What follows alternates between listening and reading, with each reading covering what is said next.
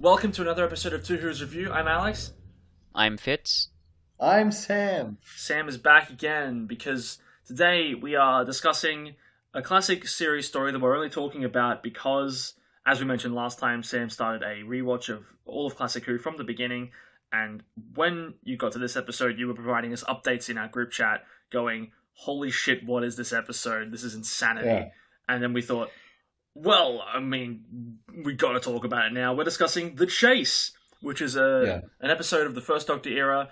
It takes place right before the Time Meddler, which we've already talked about. So, in a roundabout way, we're kind of ending this sort of season of Two Who's Review with a kind of a workaround to something we've already discussed, which is nice. This was the plan all along. No, it wasn't. We just heard about an insane episode and thought, I want to talk about that. So, I was in the last episode, Parting of the Ways, because you guys were also talking about it today. Yeah. I wanted to talk about The Chase. That's true, yeah. The only reason That just happened to be the episode that lined up with it. Well, it also works out because now you've done 3 Dalek stories. Like you've been in every episode that has had a Dalek in it on this podcast, except for Bad Wolf, technically. You have been involved with. So it's a nice little trilogy, and also a dinosaur one because you're that you've been involved in for this podcast. So when for people who haven't seen The Chase, when we describe it as a Dalek story, we're half right. What this story also is a showcase of what Doctor Who can be when it just does not give a fuck. Or, as I like to call it, Doctor Who at its best. I mean, those statements can exist simultaneously. Absolutely. Man, this story, because I mentioned it before on the podcast that I think, oh god, what episode was it I talked about? Anyway, and I mentioned it to you, and I was like, oh yeah, it's got all this wacky shit, like, there's like some weird horror museum, and then there's like a Dalek that can't talk probably, that just goes, alrighty. It's like, what? Cuff's like, how the fuck did we not watch this as our first classic episode? And now we're looking at it, and it's just as batshit insane as I remember it, and it's so fantastic. I've been waiting for Classic Who to do this. So far, the Classic Who stories we've looked at have been sort of in one of two camps. They've been like genuinely entertaining sci-fi, and then really boring, sort of by the numbers sci-fi. This is the first time we've reviewed a Classic era episode that really feels like it's the first one that has been Doctor Who at its most insane and crazy and throw everything at the wall and see what sticks. I'm baffled that this episode happened so early in the show. This is only the third appearance of the Daleks, and they're making so many ridiculous decisions that could have lessened their impact, in my opinion. Like, we'll get to some moments later on that we talked about last week how Parting of the Ways did a great job making every Dalek feel like it was the only Dalek in the room. That is not the case with The Chase. No. But we'll explore that in a little bit. Frankenstein body slams. Again, if you haven't seen this episode, that statement is baffling out of context. If you want to say anything, Sam, before we launch into timescales, I was just gonna say, because I'm coming at this episode from the context of watching the show from the very beginning. Yeah. Whereas you guys are just picking it out of your collections and watching it independently. And this and then Time Meddlers is the end of the second season. And in watching these first 2 seasons of Classic Who, season 1 sucks. It's so much of it is just so fucking boring. Like, there are a lot of episodes that are just like, why is this 6 episodes long? I can barely conceive of a version of this that's like 2 episodes long. Fucking because it's one of the reconstituted ones, Marco Polo, in the file that I had for the download, was like, you can watch all 7 episodes of audio and still images, or you can watch this one 20-minute episode that summarizes the entire thing. Jesus. and I watched that, and it was still boring as fuck. Oh, Christ. Ouch. But then, season 2, instantly it's like, we're little people and everything's big and we're in a garden. There's giant flies. Oh, fuck, it's crazy. I'm sorry, what? Amazing. Yeah, Planet of the Giants. Planet of the Giants. They just land in someone's backyard, but they're accidentally small. What? Yeah. And that's it. It's just like, the yeah, TARDIS fuck, this is malfunctioned awesome. What the TARDIS malfunctioned and shrank. Pretty much. Okay. It's like, oh crap, we're small now. And then you have Dalek Invasion of Earth. That was fucking great. Like, Daleks were probably the best part of season 1, but even then, there's no way that story needed to be 6 episodes long, because the back half of it just turns into a fucking slog. Yeah. But then you got the Romans. That's like a fun, Susan leaves and you introduce Vicky in a nice little 2-parter with a little mystery to it. That's really fun, nice and simple. Romans is really fun. The Crusades is a little boring again, but like for the most part, season 2 has been consistently a lot more entertaining. And then it gets to the chase, and it's just fucking blow the doors off. Yeah. Fuck, we're doing whatever the fuck we want now. It's interesting that you say that, because like from a pure narrative perspective, this episode kind of has a similar thing where it's like not all of these 6 episodes. Like, you could have told this story in maybe 4 episodes. You didn't need all this. Oh, yeah. But also, don't you dare cut a frame of this story. Absolutely. Well, yeah, because it's like a weird mini anthology. Yeah. Almost.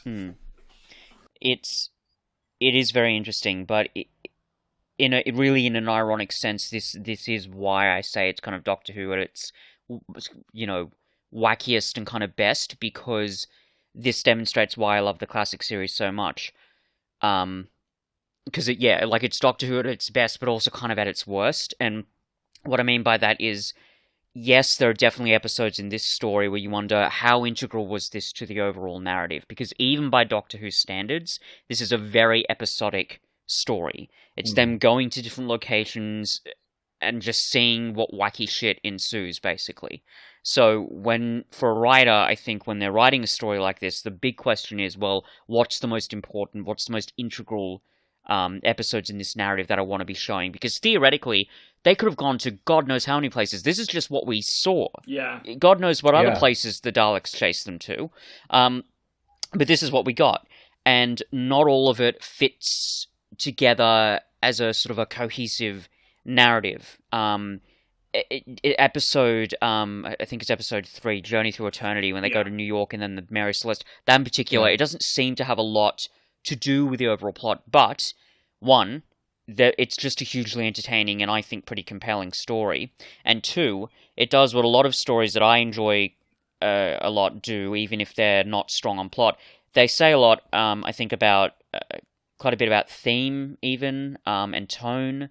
I mentioned in the last episode of the podcast the idea of what the Doctor leaves behind.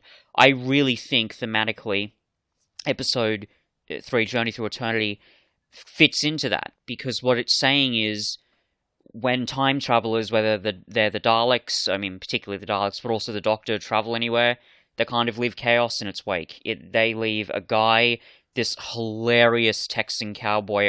That was Alabama, holy shit, that scene was amazing. But they leave him basically almost losing his mind, because he's been confronted with the technology he doesn't understand, and the people around him even think, oh, he's going crazy, get the police, which is pretty full-on when you think about it. And then the Mary Celeste has a baby dying. Like, that gets really dark. And but also the Dalek falls off the boat, and it's really no, that was amazing. Like in the same fucking scene. Yeah. And it's so... And I have to say, actually, the tone of that scene is handled surprisingly well, given how dark it gets. The fact that it just goes back to, oh, haha, sci-fi romp, it transitions surprisingly smoothly. Anyway, but the point is, even in this episode, which doesn't seem to be super cohesive in the narrative, it says a lot, I think, about theme that Doctor Who can say as a show generally. And this is why, again, I love the series as a whole, but the classic series in particular, the fact that it's willing to take these risks, which a lot of the time, I think in certainly more modern narratives, they wouldn't have taken, but they're so important to what Doctor Who is and what it can be. And the very least that I think that can be said about this is this story walked so Bad Wolf could run, basically. I can see that. Just get that out of the way. Well, you could also see this as the first example of the show starting to parody itself. Yeah, a little. Yeah, absolutely. Yeah. It's almost the first time the show gets a bit self-referential, because by this point it's becoming this bigger thing, and there are certain tropes and stuff that's starting to crop up a bit more often, and character elements that are becoming a bit more common.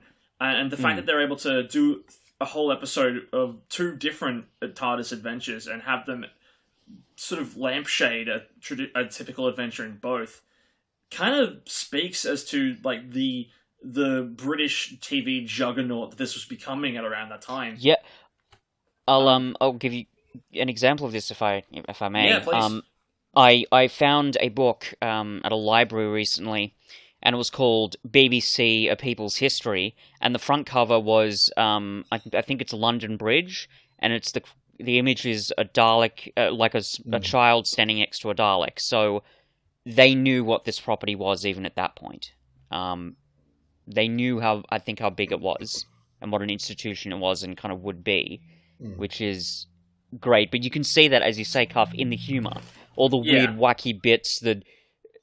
Even the dialogue between the Daleks is deliberately funny, and it's just great. Let's jump into the timescales. Out of 100, Out of 167 votes, this has an average rating of 7. No. I'd go a bit higher than that. I mean, look, this is a 10. I mean, look, like subjectively on an entertainment level, yes, it's obviously a 10. But it is by no means the most perfectly written script of all time. Yeah, it is very all over the place in certain parts. Yeah. Absolutely. And I can't fault anyone that is looking for something a bit more grounded in terms of its tone. I saw a review of this episode where it's like, this is only your 3rd Dalek story. Why are you already making them why are you making them wimps at this point? Why are they so easily defeated in this? They're still meant to be scary. So to that extent, I can see why people would give this a 7. On the other hand, one person rated this a 3, and that mentality I do not get in the slightest. Yeah, but it's nonsensical. I get that mentality. I don't agree with it. Well, that's true. Yeah, I think I can probably.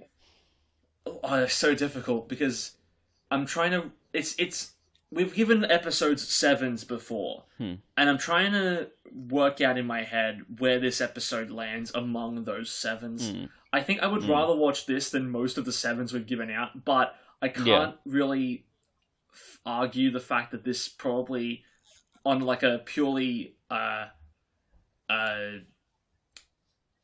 sort of, if you're taking it without ironic enjoyment of some of the more wackier elements, it might be a 7. I don't know. I can't at the moment I can't separate the episode between the sheer joy that it gave me and then also the storytelling that it's trying to do. Yeah. Because those two things are kind of distinct about this episode. Yeah. There are things that are out of place. There are things that don't fit together as part of the whole. Yeah, sure. But those elements are the things that I weirdly remember the most about this story. So it's going to be interesting going into this discussion a bit deeper and really trying to figure out on an objective level where this episode ranks. Yeah. I'm pretty sure I'm decided on what, but we'll get to that later. Yeah, like I said, given the context of obviously the context of its time and its budget and all that kind of stuff, but also the context of having watched everything that leads up to it. Oh yeah. In succession, I still think this is at least an 8. Sure, I would be willing to go as high as that. Let's see the extended rankings. This episode has a 6.6 for plot.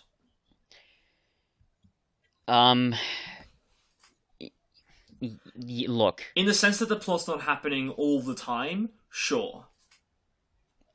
In the sense that there are massive breaks and diversions from the plot in order to do other random shit, sure, it's not it's not as tightly woven a plot as you can imagine. No, but not at all. The story itself is really intriguing and unique.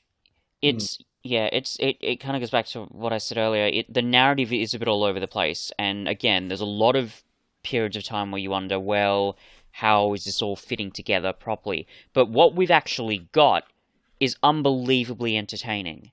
There is one, the biggest flaw I find with the plot, which I'd like to mention now, if I can. Yeah. In the end, allowed. Sorry. You're not allowed. I'm sorry. Oh shit. Okay. Well, if the temporary guest has said that, then we have to go along with it. The customer's always right.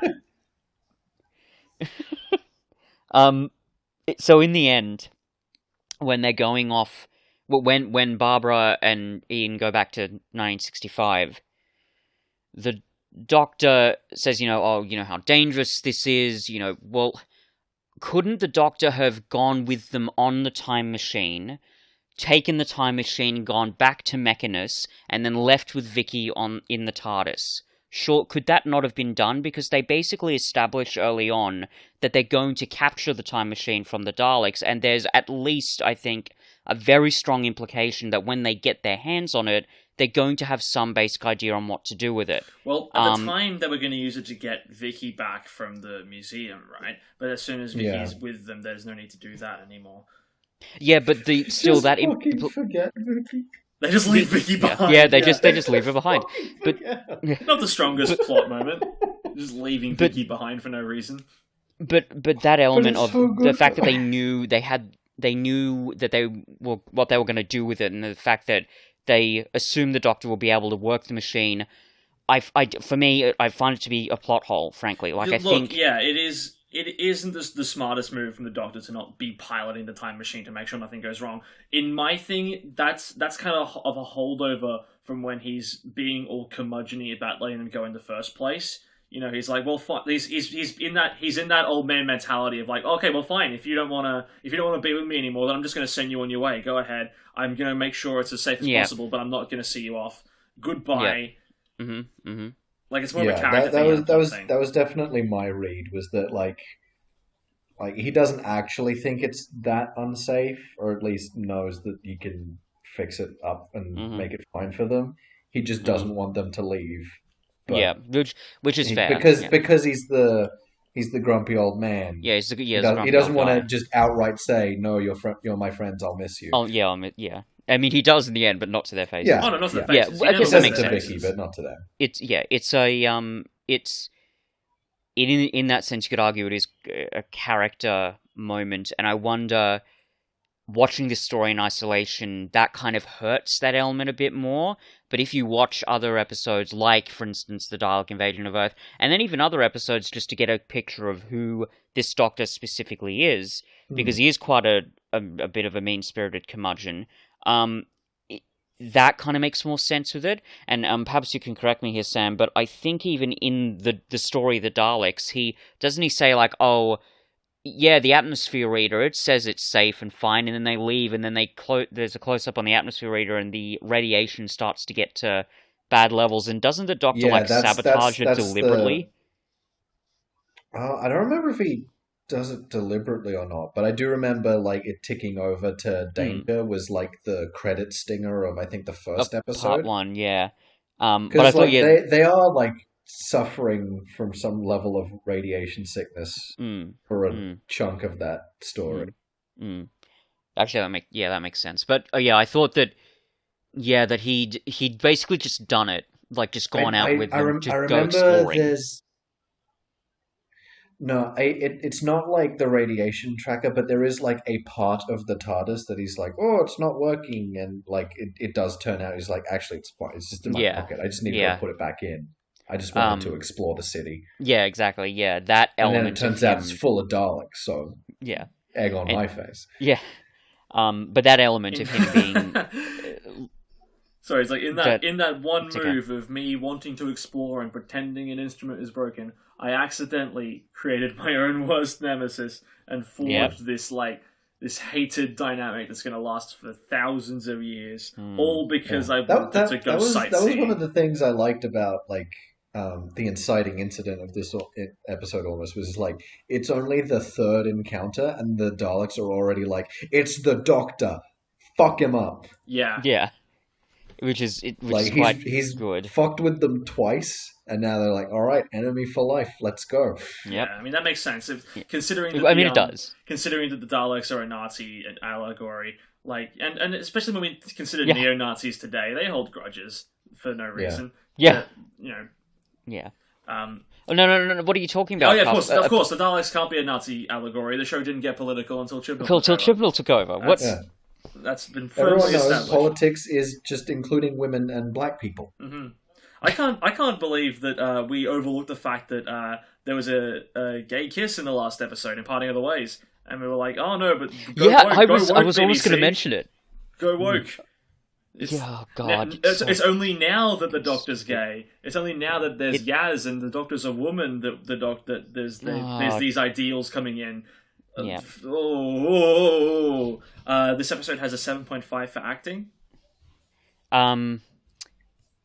Yeah, I mean, look, some sure. of the performances are a bit hokey. The Americans, the accents aren't very convincing, but as with a lot of classic Who, they suit the tone. Yeah, they suit what they're trying to do, and it is hugely entertaining watching them go for it. And the Dalek voices are always good fun.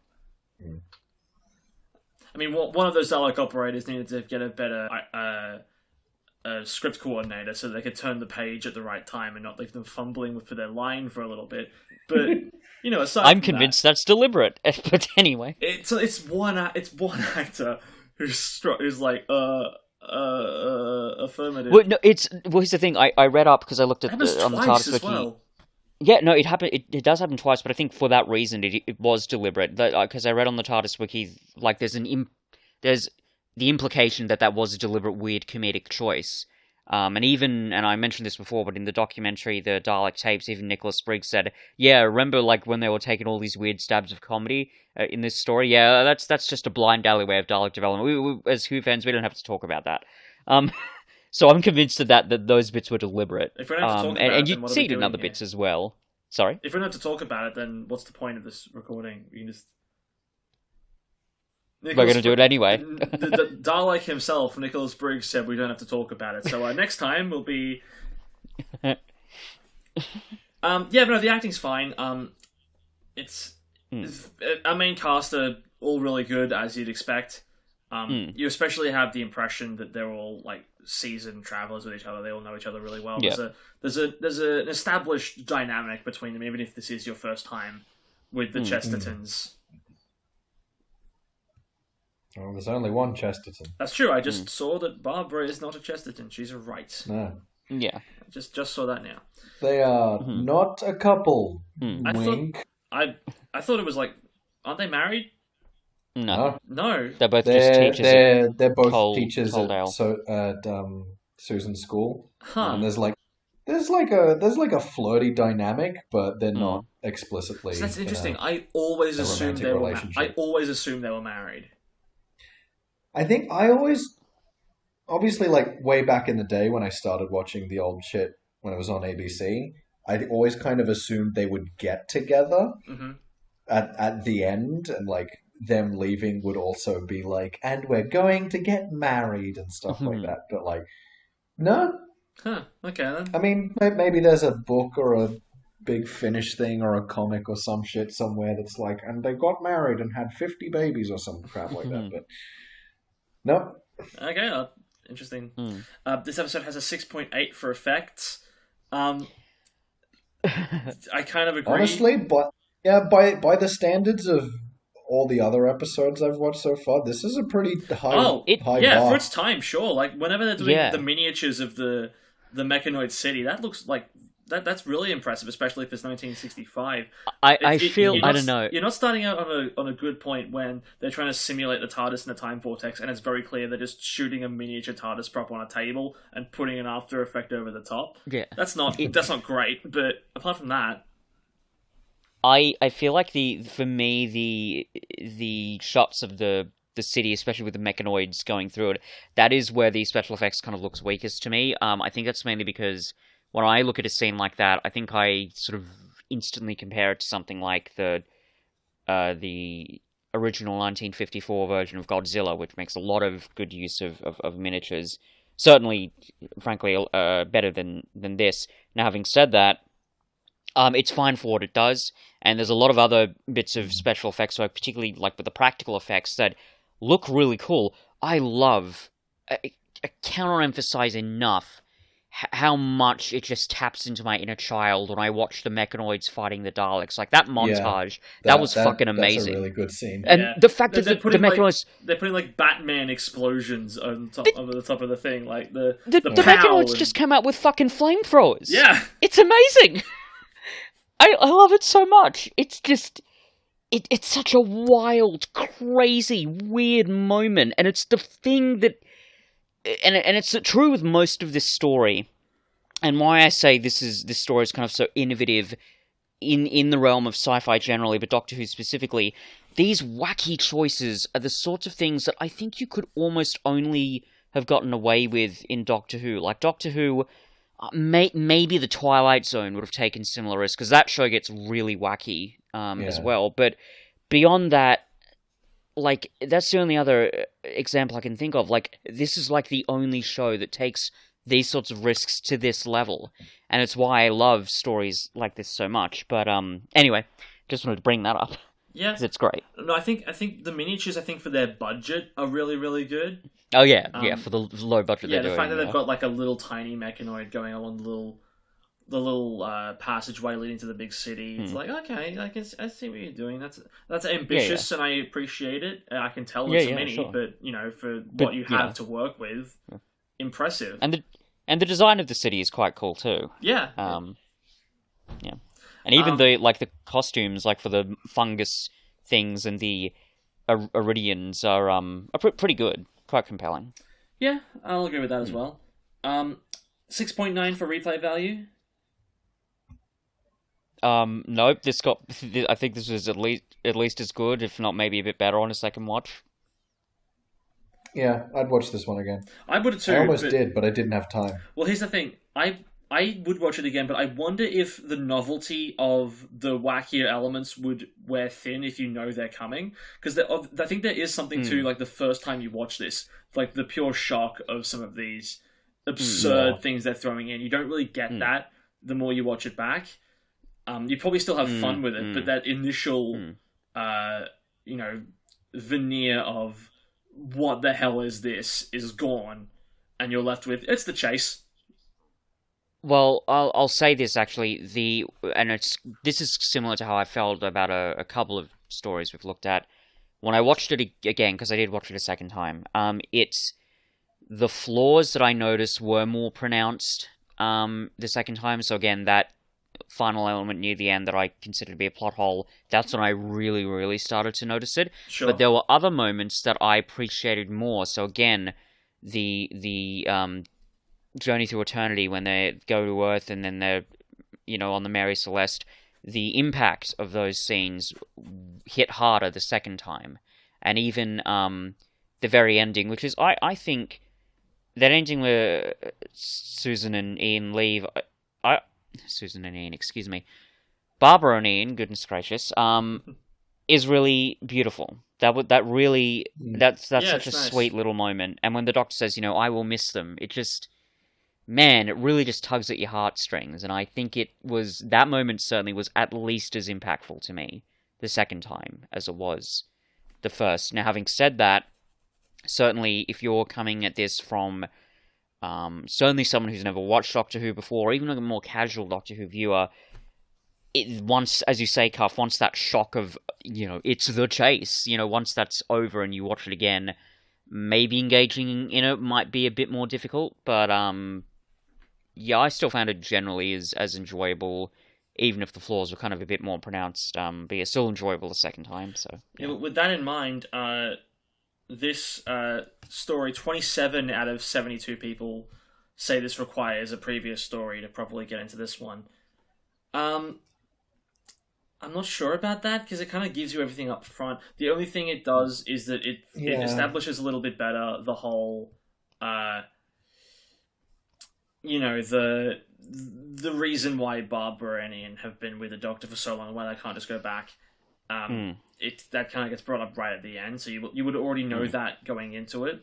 So there is that, but I don't know. I think I don't know. I feel like it'd just be one of those things where it's like, oh, but you need to see the first Dalek first. That's like, true. Yeah, you do kind of need to have some cursory knowledge of the Doctor Dalek dynamic by this point. Yeah, I think, especially given that one comment I think that you talked about, Cuff, where they're saying, "Oh, why are you making the Daleks look like wimps?" But there's still that imposing element to them. But that imposing quality is mainly established in previous stories, so maybe you'd need to see them to really get the Dr. Dalek dynamic. And beyond that, you'd also need to see, I think, Vicky, how she sort of fits it in. Although, having said that, they do a pretty good job of showing how she interacts with the TARDIS crew members, even from the beginning. I think...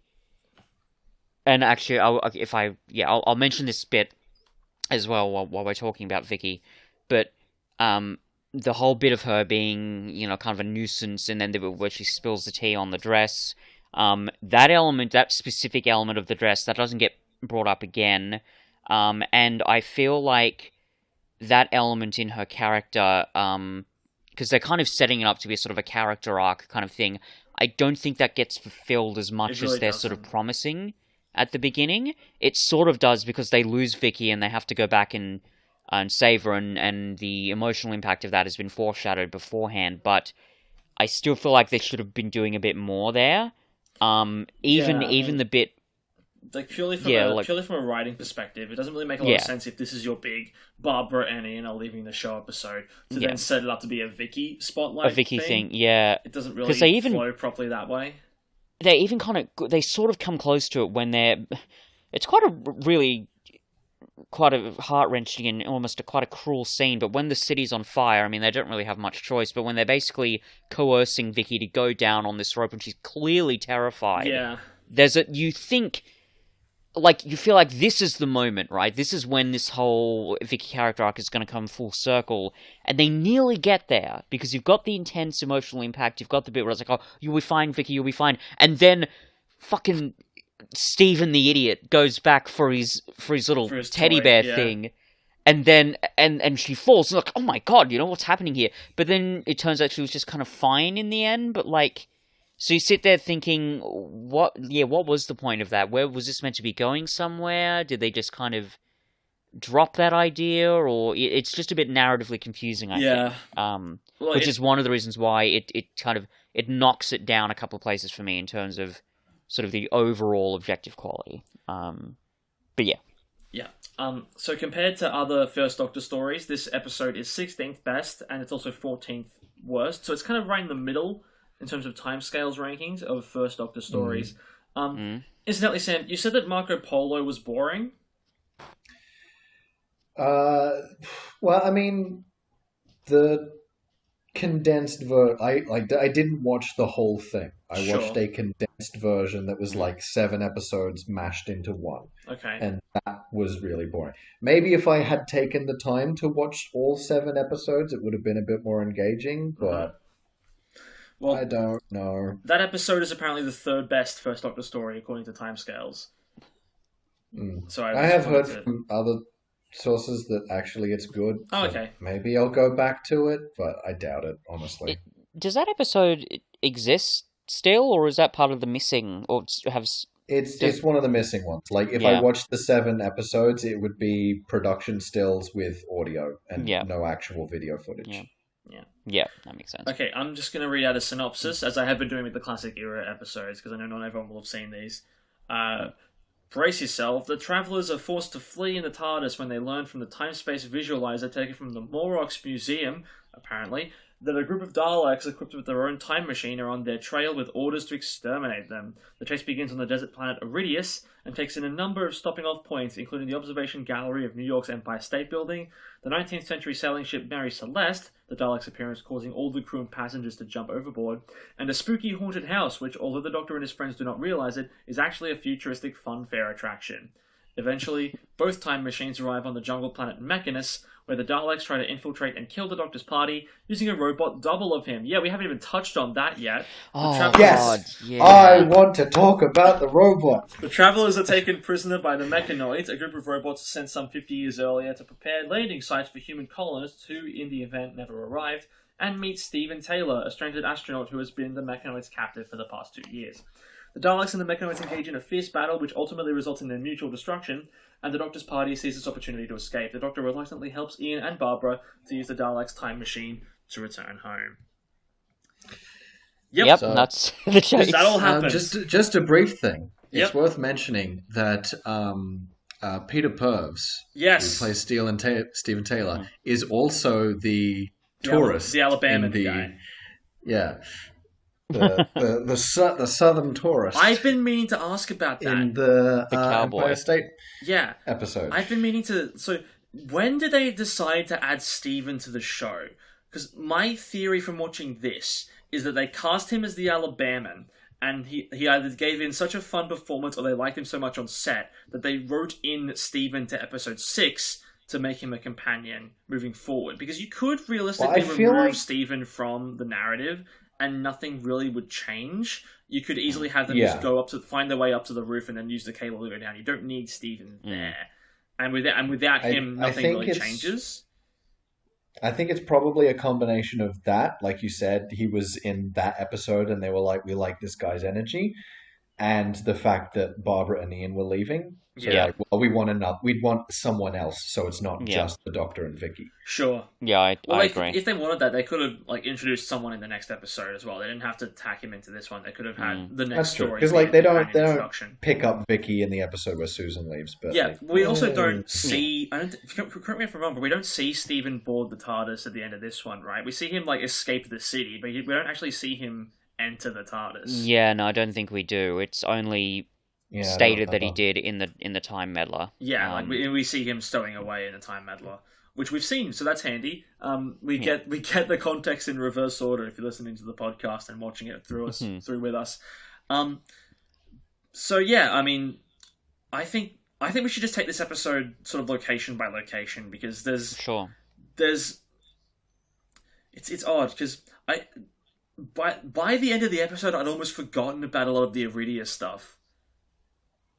Yeah, that curiously enough.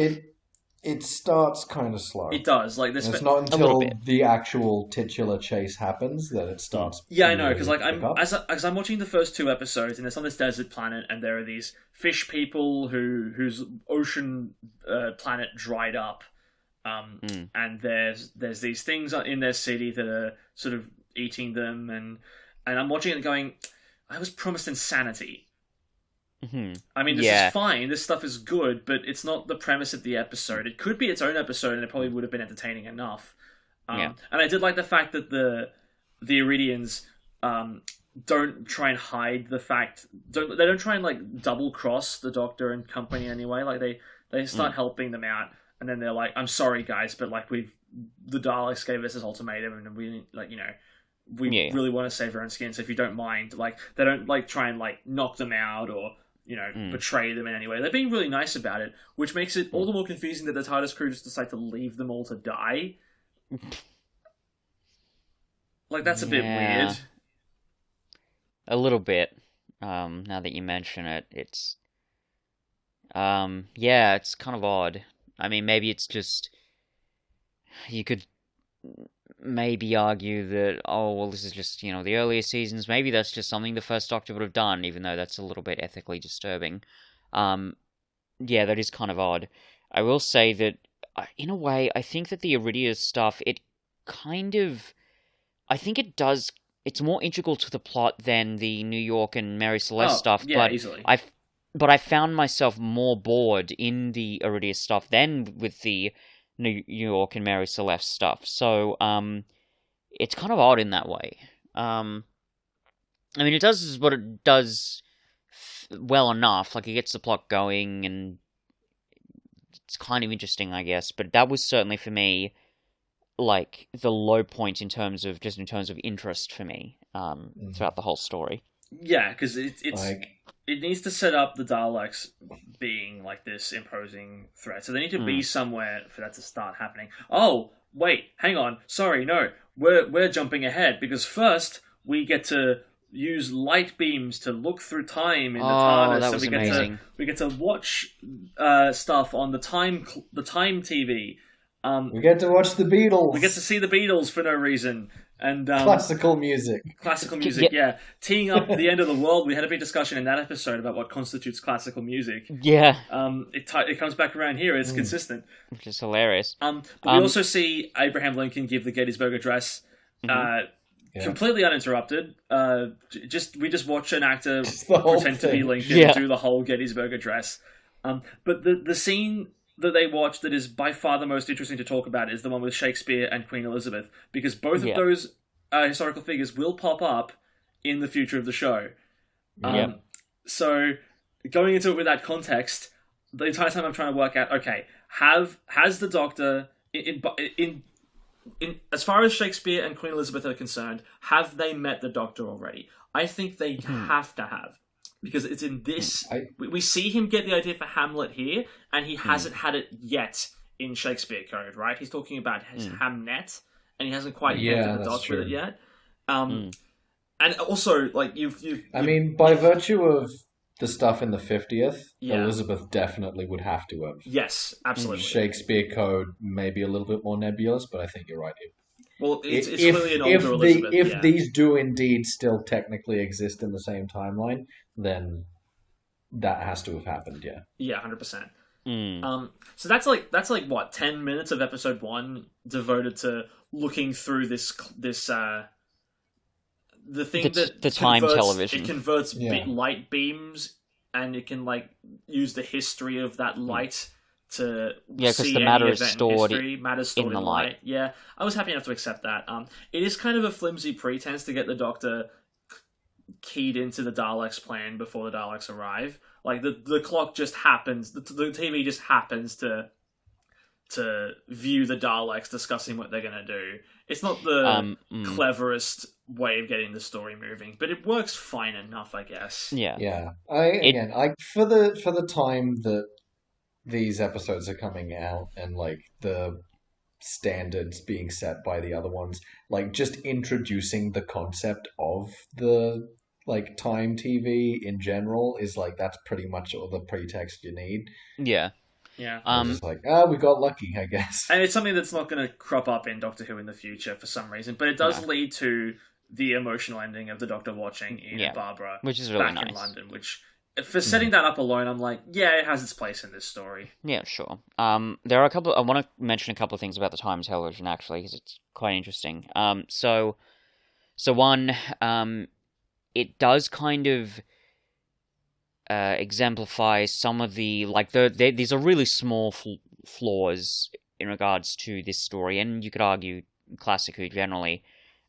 So when the Doctor says to Ian, like, what date and place do you want me to put it in? And he says Pennsylvania, 1865 or whenever it is. Like, that's not specific how do enough. Sorry? That's nowhere near specific enough. Yeah, it's like, how did we get to this specific moment? That's a state. Like, does the Doctor just guess, he's thinking of the Gettysburg Address, I'll punch that in there, but I imagine he must have, because he doesn't just say 1863, right? He gives the exact date. So, like, surely the Doctor's not going to be like... if you said... He's asking for Pennsylvania in 1863. I wonder what this could be referring to. He's just going to find, like, a tavern somewhere. Like, if I say Dallas 64, you know what I'm talking about. Oh, yeah. I don't. Okay, well, JFK. Okay. 63. 63, that was 63. Okay. Yeah, that's what was confusing me. I was positive you were talking about JFK, but you said 64, so I was like, what? But yeah. Well, okay. But yeah. I used the wrong word, but the point still stands. I would like to see New York City on the 11th of September 2001. Well, I wonder what... I'm just going to pick a random point in New York. There's nothing else that you could possibly be wanting to see. Yeah. Or even if you just said, like, September 11th. Yeah. You know which one you mean. But yeah, I think those small sort of story quirks, I can easily forgive them. They're just part and parcel with a wacky sci-fi qualities of Doctor Who. Yeah. But I just mentioned them because I think maybe for a modern audience, if they haven't seen a lot of Doctor Who, and certainly not a lot of classic Doctor Who, that might be slightly challenging. But again, I can easily figure that it's just a thing that I wanted to bring up. The other thing I wanted to bring up is the Beatles. Now, I was actually curious. I was going to ask you, you two. I was looking at the Wikipedia page for this episode. Yep. I've got it up here. Are we going to bring up that this is the only surviving... I don't have it anymore, so you read it. Is this the only surviving footage of the Beatles appearing on Top of the Pops? Is that... Even more. So I'll just read out the sub-paragraph. So this is from the TARDIS Wiki. The story also features the Beatles in a film clip. Ironically, considering the number of lost Doctor Who episodes, the Beatles' performance from which this clip was taken now only survives in this story. In a double irony, the scene has once again been lost as licensing restrictions forced it to be edited out for all DVD releases outside of regions 2 and 4, UK and Australia. So America doesn't get the Beatles. Yep. That's funny. And I wondered, because I own The Chase on DVD, it's how I watched it to prepare for this podcast, but I've also got the streaming service BritBox, which has got every surviving episode of Doctor Who on it. And I should have done it probably before we did this podcast, but I intend to take a look and check to see if they've also got the clip of the Beatles. They probably do, because it's, BritBox, but it'll be interesting to see if they've got it. That's fascinating. Yeah, it is. It's really intriguing. That's just what I wanted to talk about the time television. We've discussed the time television. We've touched on Iridius. I don't think we really need to delve into that one too much. Yeah, there's not a whole lot to say about it, honestly, because like I said, I wanted to rewatch it before this, but I just didn't have time. So it's been a couple of weeks since I watched it. Yeah. So not everything is super fresh in my memory, and like that stuff in particular is like I don't remember most. Sure. Outside of like the big moments. Well, yeah. Let's get to the main attraction. So episode 3 has 2 main locations. The first of which is the Empire State Building, marking the first of the Doctor's maybe 100 visits to New York that he's going to take throughout the course of this 60-year journey that we're going on. But never again. The Angels. Because of the Angels. Yeah. Look, it's... I mean, for 10 minutes, Doctor Who becomes... let's watch this Alabaman simpleton just react to the show. And is he from Alabama or Texas? He says Alabama. From Alabama. He says Alabama in the thing. Yeah. Okay. Yeah. Fair enough. And I mean, good God, this is like they ruined this man's life by just landing at the Empire State Building. He's about to be escorted away by the police on fear of being, mentally unsound, which was, I believe, illegal in 1965. Or if it wasn't, it was certainly heavily frowned upon, and would, satire. Put in really horrific conditions if you were thought to be that way. Yeah. They take him to the sanatorium. Oh, but like one thing I wanted to another thing to highlight about that whole scene is how the tour guide for the entire time he's speaking about the city just sounds like he's reading everything off the back of his hand. Like it sounds like he knows nothing about the city of which he is living in. Yeah. It's like we're on the 132nd floor. It's 1,500 feet down, and like it's got that energy throughout the whole thing. And then there's that one suicide reference where he's like, "There's a suicide reference." And then if you go down that way, you'll be down there in 30 seconds flat. But we don't recommend that. Like, Jesus. I mean, I was also like, there was also my first day. There's a moment where like an overweight tourist sort of barges past an African American tourist in front of the camera, and then like that overweight tourist, like he's just sort of like he's got a really grumpy expression on his face, and I was like, well, is this going to be the story? Like, are we going to follow this guy and how grumpy he is at being in New York? But we don't. Like, he shows up again when the thing that happens. Yeah, I have to. I think that might be the first African American in the show. Wouldn't surprise me. Yep, that wouldn't surprise me I either. can't think of any that I noticed beforehand. Like I don't even think I noticed him initially because he's just a background character. But like I was thinking, I'll make a point of watching for when like the first like actual character played by a person of color, Yeah. as opposed to white, black, or yellow face. Oof. There's been a lot of yellow face so far. Oh no. Moving on. There's been some like South American blackface, but no African blackface so far. I don't think. Well, well, that's the New There, York there was segment. the Incas and the Incas or Mayas. Aztecs, right? Aztecs. It wasn't either. Yeah. Fuck. Now I'm racist. No.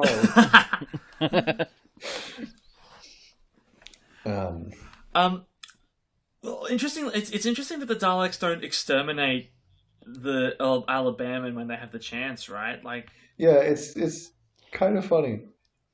Like it, this whole thing, it feels like it feels like his audition to be in the rest of the show. yeah, it does. But like we just talked about in Parting of the Ways, how the Daleks take that detour to kill people that don't matter to their plan, and now they have an opportunity to just kill someone and they don't take it. It's like, are you a Dalek? What's going on? I'd wondered about that. Because we haven't really, at this point, out of the 3 Dalek stories we've established that they are killers, but not that they want to kill everyone. We don't have that racial motivation behind it yet. Yeah, like that aspect of their backstory hasn't really been established. Sure. It's just like, yes, they're conquerors, but like when they invade Earth in Invasion of the Daleks, they don't just kill everyone. They keep humans as slaves. Sure. Yeah, I to think do physical labor and stuff like that. Or if that element has been introduced prior to this, it's certainly not as emphasized as it would become. I don't think it Definitely really not. Well, actually, begins that's another to thing, because I think it's so bizarre hearing the Daleks like refer to the 4 people in the TARDIS as the humans. They probably don't know that the Doctor's a Time Lord, honestly. Probably, well, but the writers didn't know. I was going to ask about that. Yeah, like had they established the Doctor's lineage yet, or are they just like no? They're just keeping it shrouded in mystery. Like, as far as the show's concerned at this point, he's just from the future, and that's why he knows all the shit he knows. Yeah, but basically and that he's been traveling around and shit. But... Yeah. Okay. Yeah, and it is interesting that the Daleks. I wonder. Because I think even the first time when I was watching this, the fact that they don't kill anyone, I think, while they're on Earth. They certainly don't kill anyone in New York, and they don't actually physically kill anyone on the Mary Celeste. They all just sort of jump to their deaths. Well, that's our next segment. Yeah. We learned that the TARDIS happening to materialize on this ship is why the Mary Celeste appeared one day without any crew or passengers on it. This real world mystery, which to my knowledge hasn't been solved yet. Turns out it was a Dalek problem. Here's the thing. The fact that the Daleks don't do anything, and I mean, I'm sure that the writers probably weren't thinking about this at the time. But I wonder if it feeds into the idea that, yes, the Daleks are a bunch of disgusting, despicable, fascist, tin-plated pepper pots, but not even they're stupid enough to mess with the timeline so drastically. And that is... I'm pretty sure that's pretty firmly established in Remembrance of the Daleks. Again, I don't doubt for a minute that wasn't what the writers were thinking here. I think they would just think, oh, haha, funny romp through time and space. Because even the show hasn't had a whole lot of the don't mess with history. Like, there's been a couple of episodes where it's emphasized. The aforementioned Aztecs being one of them. Well, yeah, but, I think it's generally it's kind of just like, don't draw attention to yourself, but that's more just to not get in trouble. Well, yeah, to my knowledge, I think like the next episode, the Time Meddler, is one of the first ones that's actually going to explore that side of timeline manipulation in the show. Yeah. Interesting. And even then, they played a bit fast and loose in small instances. Well, absolutely, yeah. I think also coming off the back of that, in Time Meddler, we were like, is this the first time that the show has like blended sci-fi and history? Like in terms of their different types of storytelling, it's kind of here as well. There's aspects of it throughout this episode too. like the Daleks being responsible for the Mary Celeste being deserted. That's kind of a part of it. I know it's in there here as a joke initially, but like that's the kind of thing that we're going to see a lot more of in the future coming up. Like I said, what the Doctor and the time travelers leave behind. Yeah. Chaos in their wake. And then we get to the haunted house. Oh man, the haunted house. Good God. It's a scenario so baffling. The Doctor convinces himself that they have actually materialized inside someone's fearscape. Well, that's the thing. I also read this on the TARDIS wiki. That was actually going to be the original idea, that it was part of some imaginary dream world. But Verity Lambert, the producer, came in and said, no, it's straying too far from our original idea, so we'll just... works. Yeah, so we'll just put some weird, wacky Rod Serling twists. There is later stuff that's just like, there is the world of fiction, where every fictional character ever to exist, it lives and is a real person. I mean, so like that's... I don't know. There might be a book that like retroactively says, actually, this was the real Dracula from the storybook. But no, they're just animatronics. Because also, I think that story in the world of fiction, that's got to be, 2 decades into the show's run? Not year 2. Probably, yeah. I can understand them not wanting to jump that far yet, because if you go to that extreme in your second season, it just opens the floodgates for even more nonsense, and not the good kind, moving forward. Yeah. But yes, we do get to see Frankenstein's monster lift a Dalek and body slam it into the floor. He choke slams it. He choke slams a Dalek. In one of the greatest moments. And he choke slams it. In one of the greatest moments in the history of Doctor Who. I don't think it's an over-exaggeration to say that at all. Yeah, but this is what I was talking about with the Daleks not being that scary in this. Frankenstein lifts one up and slams it into the ground. In the episode prior, a Dalek, for no reason, just slides off a ship and falls into the water and is, dissected by landing on the waves. Yeah. That's some dodgy Dalekanium right there. Yeah. Or even in when they're on Iridius, when the Dalek just falls into the hole. I mean, it makes a bit more sense there, but like... In that sense, that Dalek was being tricked by the Doctor to fall into the hole. In that one, it just went off the side for no reason. Yeah, that's true. Speaking of for no reason, this segment, it's not like where did Vicky go? Was that established? Because like Vicky and Barbara were out the front of the TARDIS. Barbara went to examine something, turned around, Vicky wasn't there, and then Barbara, in an attempt to evade, I think, either the Daleks or that one woman who was screaming on the balcony. Yeah, the grey lady. Yeah, she went into the wall, and then the next time we're in that location, they just both appear. Like, where was Vicky during that whole thing? Did I miss something, or is the episode being unclear? I think it may just be like a continuity thing. Yeah. It could very well be. Very much. A wizard did it. Oh, a wizard. Yeah, it's Time Lord magic. Yeah. And it leads to Vicky being left behind in another baffling move the episode does, where no one does a head count and the TARDIS just departs without Vicky.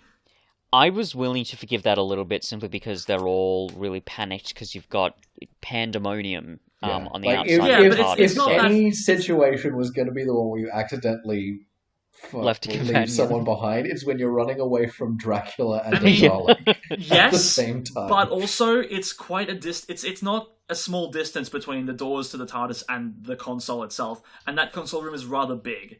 You can take a scan. No. It's still really stupid, but like it's stupid in a very funny way. And speaking of really funny, the episode that episode's cliffhanger is Robot Doctor.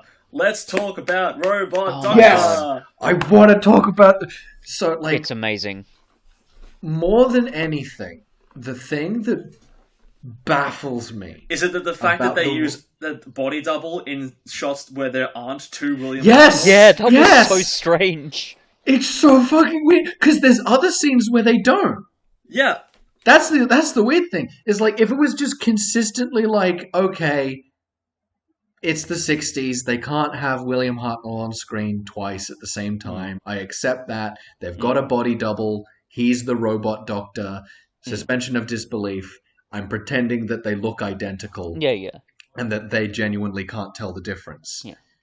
But, like, at least consistently have the robot one be played by the body double then. Yeah. Because, like, it's either you only use the body double when they're both on screen at the same time, or you exclusively use the body double for the robot.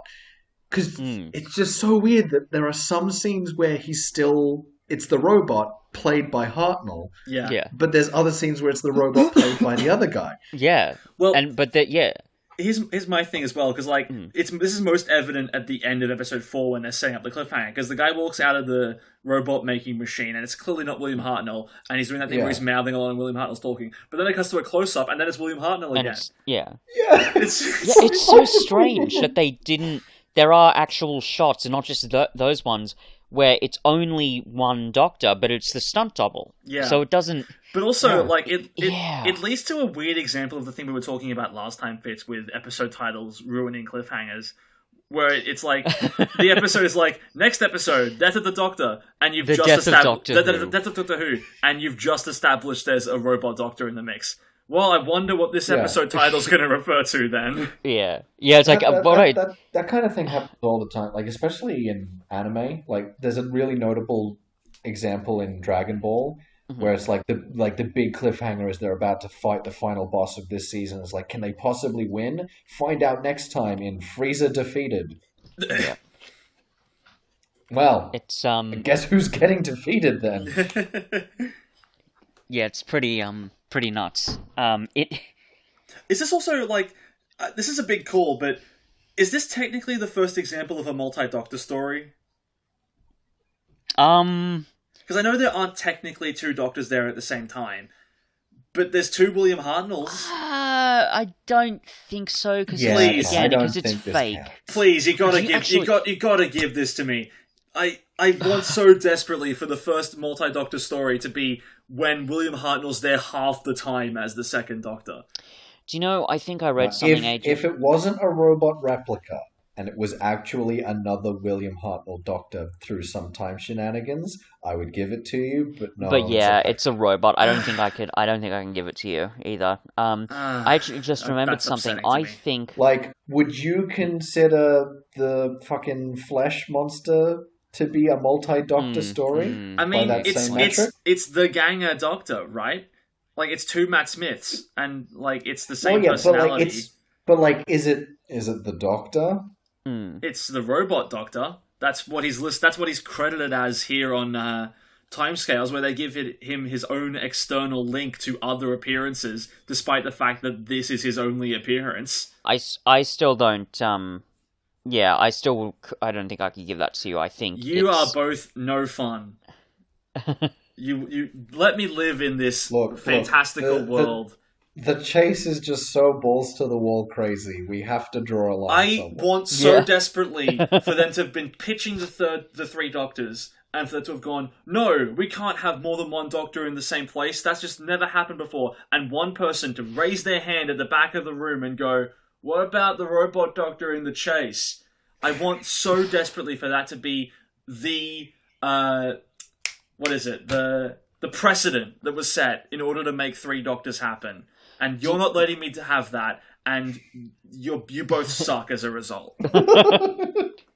Ouch. I just remembered something, actually, and I read this, I think it wasn't on the TARDIS Wiki, this is years ago, I think it was in a book on Doctor Who that I had, or some bit of trivia. Anyway, I could be wrong, but I'm pretty sure that one of the original ideas for the 5 Doctors was that the first Doctor that shows up in that story was actually meant to be a robot, and I think there was meant to be some bit where that Doctor falls off a cliff and the robot just breaks to pieces. Okay. So...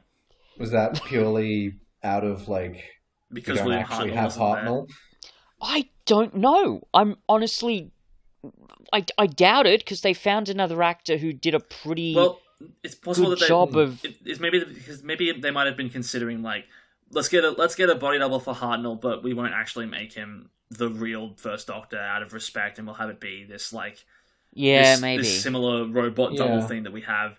But then they eventually just went, no, it's more fitting if it's the actual First Doctor. Yeah, that way we can actually make the Five Doctors more title. Disrespectful to be like, and then he fell off a cliff and exploded. Yeah, well, exactly. It was actually a robot. That might be why they changed it. Yeah. Also, it's a special called the Five Doctors, and one of the Doctors is already basically missing. Yep. Also, Susan's in it. Yeah, that's true. So you wouldn't want to have Susan in it and be like, Grandfather, it's the first time we've met in ages. Oh, actually, you're a robot. Okay, never mind then. Yeah. That's a good point. Yeah. But this all leads into hang on. First of all, we got to say we obviously get the scene of Ian. He's the real fake. Take him out.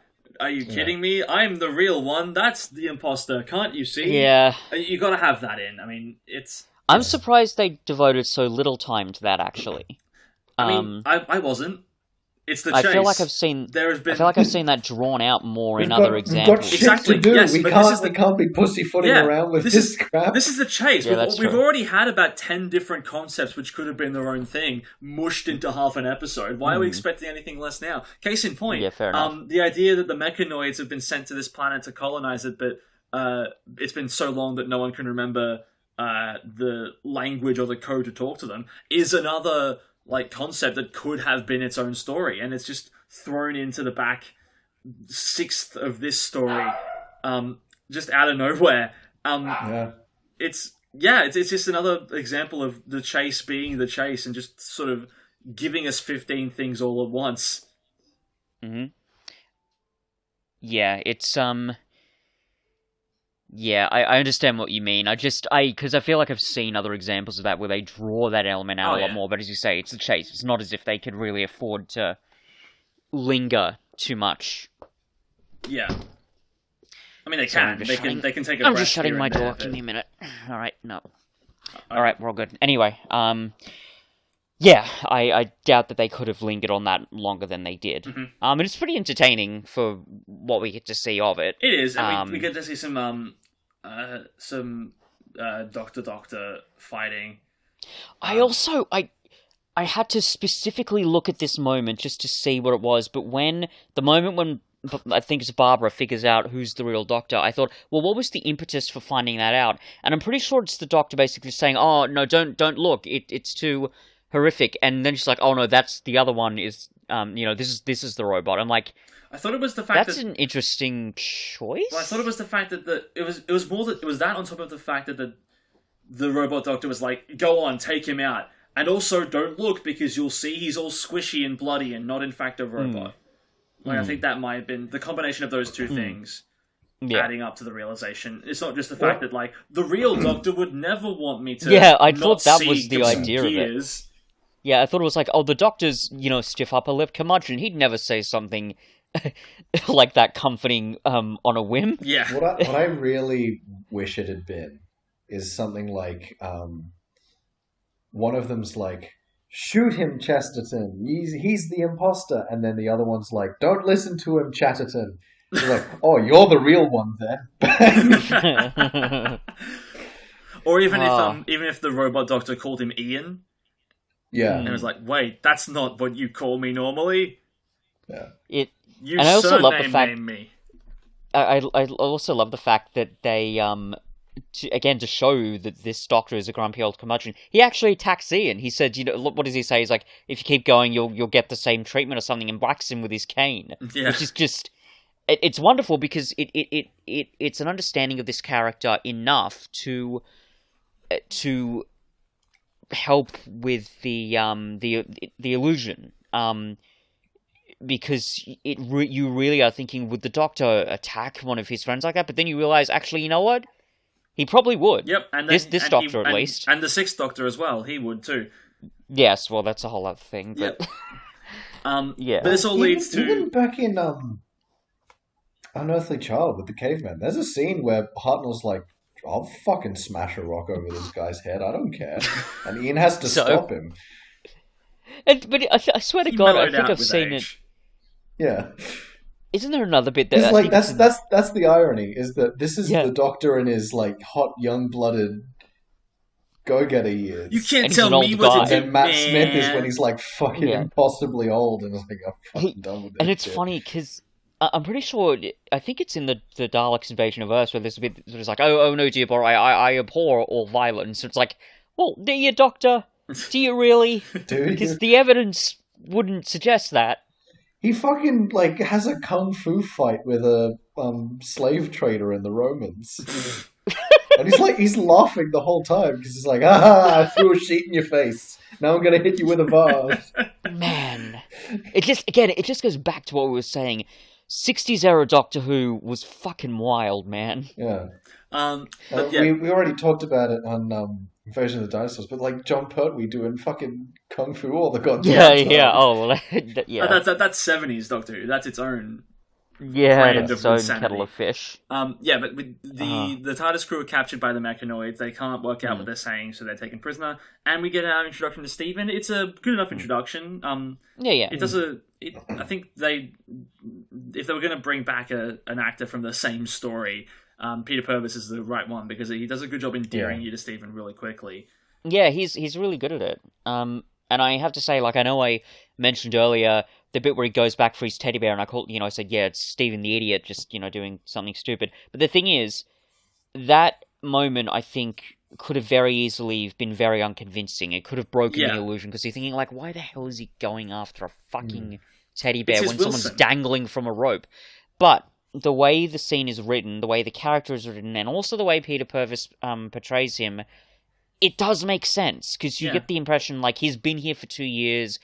He's probably been slowly losing his mind for all that time. It's his Wilson. That's his. Yeah, I was about to say the exact same thing. That's Wilson the volleyball, and like leaving it behind would feel to him just the same as leaving an actual friend and companion behind. And honestly, like while we're on the topic of companions, like I've seen 2 Vicky episodes now. I really, really like Vicky.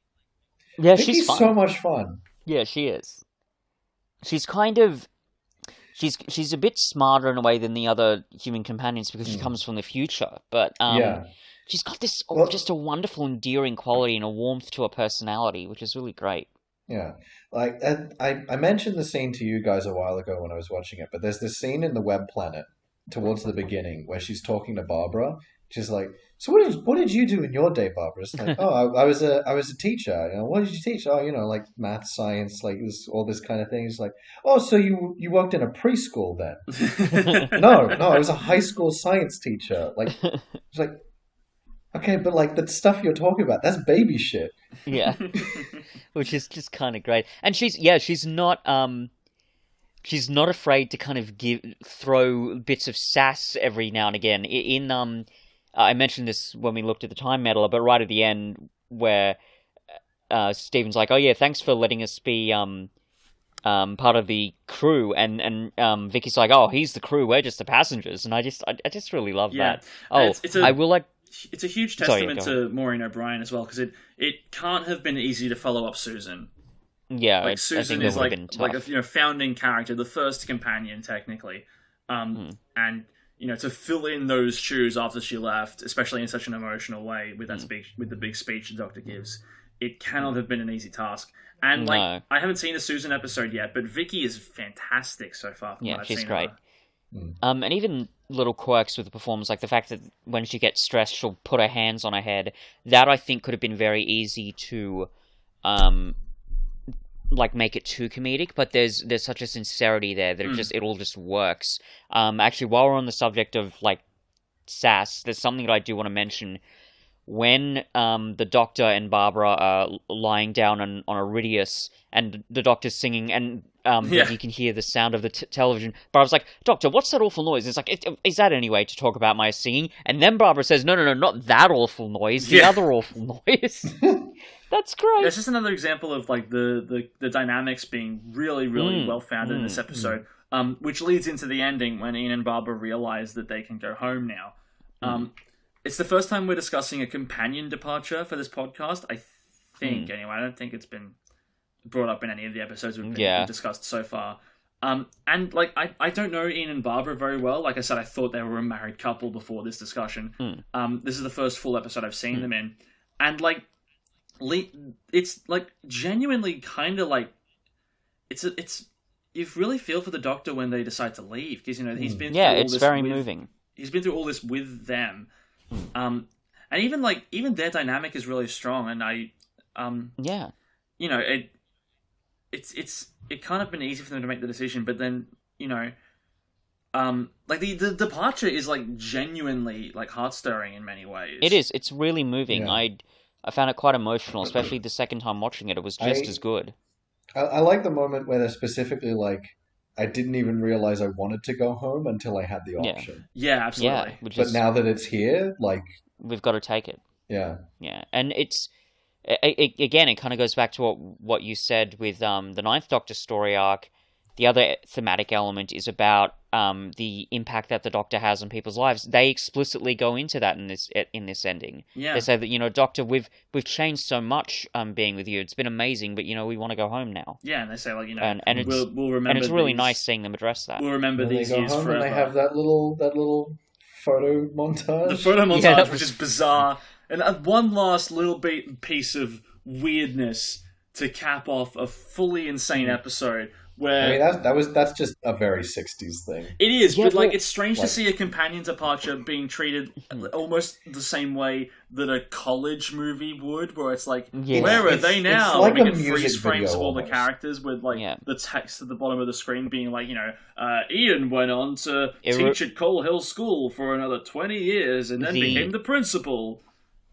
The manic energy. Yeah. Sorry, go ahead. Specifically, like having all those like quick shots in succession that are like almost like just going through everything you've done in a photo shoot. That was a very big like music video thing. Sure. Yeah, I remember. I think around the time.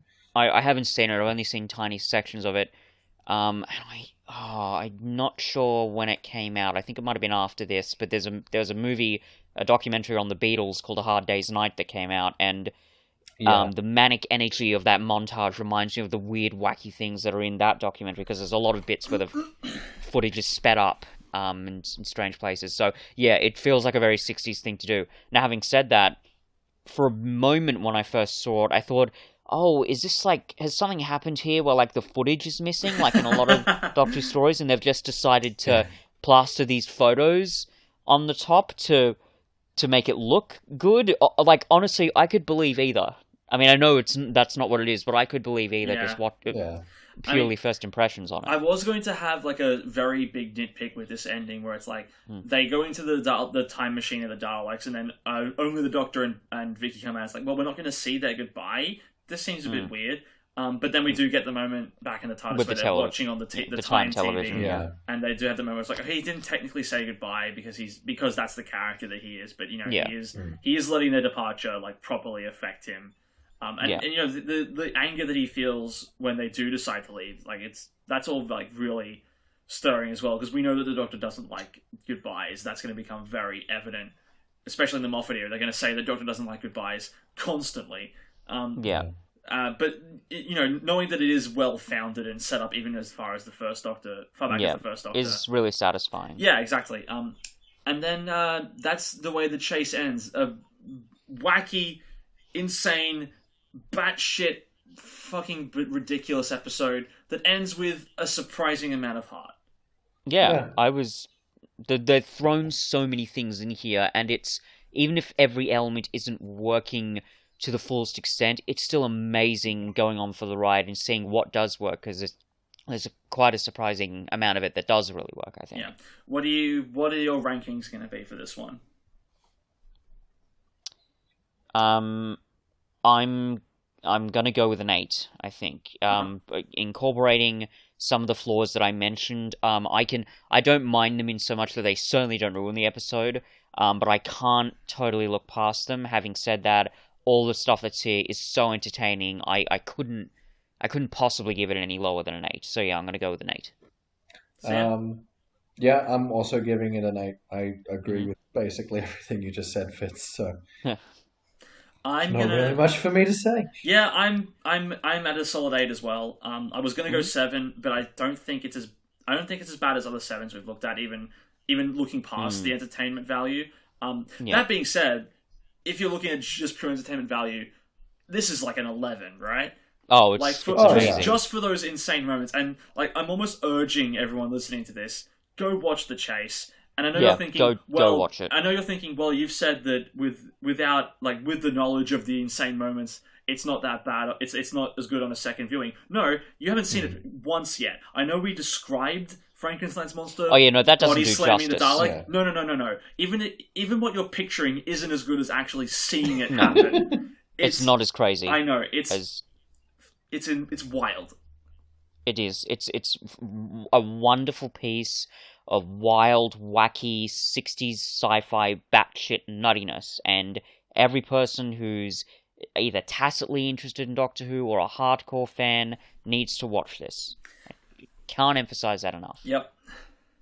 And that brings us to the end of this episode. Assuming that the Power of the Doctor has aired already, we'll have already discussed and aired that episode.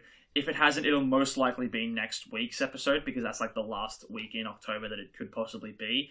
Either way, if the Power of the Doctor has already happened, this brings us to the end of Season 1 of Two Who's Review. We're sort of taking this sort of, as we end each revived era season, we're going to end the season of the show there. I don't think we'll go on a break, because I'm really enjoying these recording sessions. I'm just going to... I'd like to keep going through. But next week, if it isn't Power of the Doctor, we're going to be doing like a little bonus episode where we're not discussing any individual episode of the show. We'll be doing a kind of a different thing. I don't think we've decided what that thing's going to be yet, but I've got ideas. There's one thing I'd like it to be. I'm not sure if we're going to do that yet, but we'll discuss it off air, and then you'll see what it is next week. If it is the Power of the Doctor or this mid-season special episode for you that we've got coming up. In the event that this is like, the last episode of the season, I want to just give a couple of shout outs if I can. Sure. First off, shout out to you, Cuff. I've had a lot of fun doing this podcast. I think we've put in some, a lot of effort, and I think we've come up with some pretty neat episodes, and even just as a friend, I want to thank you for joining me on it, because I've had a really lovely time. The Facebook memory that you shared with me today is affecting you, isn't it? Yeah, it was very fitting. But yes, it is a little bit. So thank you for that. Sam, thank you so much for joining in. Your input has been much welcomed and invigorating. So thank you very much for joining us. Thank you for having me. Yeah, no worries. Thank you to our audience, whoever you are, wherever you may be in time and space. Thank you for joining in and joining us for this wacky journey that we're taking.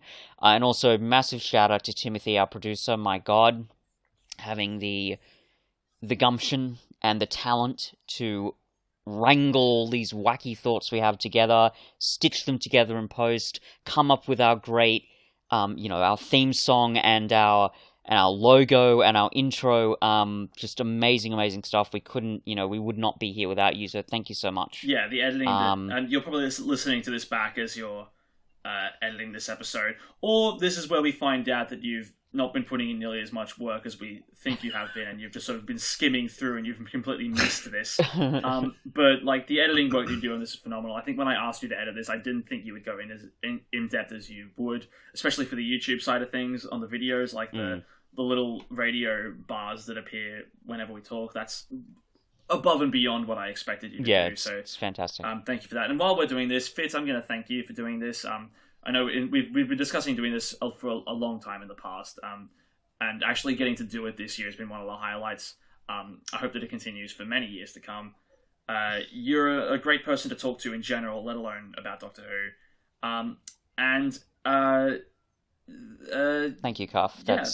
That's very sweet. I think that's... I'm going to love it if next week is actually Power of the Daleks, and this outro makes no sense now because we've got one more left of the season. That's going to be... You mean Power of the Doctor? The Doctor, yeah. There is a Power of the Daleks, isn't there? Yeah. Yeah, that's what I thought. I hope this is the last episode of the season. I hope Power of the Doctor has already happened, because I would hate for that episode to be how we go out for the season. We haven't seen it. We've seen like 15 seconds of footage. We all know it's going to be bad.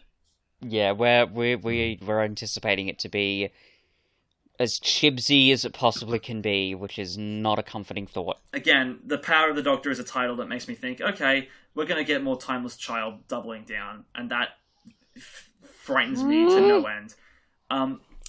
Either way, we'll see you next week for another episode in whatever form that may take. I've been Alex. I've been Fitz. And I've also been Joel. Fuck and you. Remember, audience, don't go. Don't go. Don't go. So, let me just leave you on this question. Uh-huh. So, you two have a Doctor Who podcast, right? Yeah. And me and Fitz are going to do a spiked Sherlock podcast. Sure. I fully believe that's going to happen. Go on. Does that mean that me and Cuff have to do a Supernatural podcast? I'm ending the recording.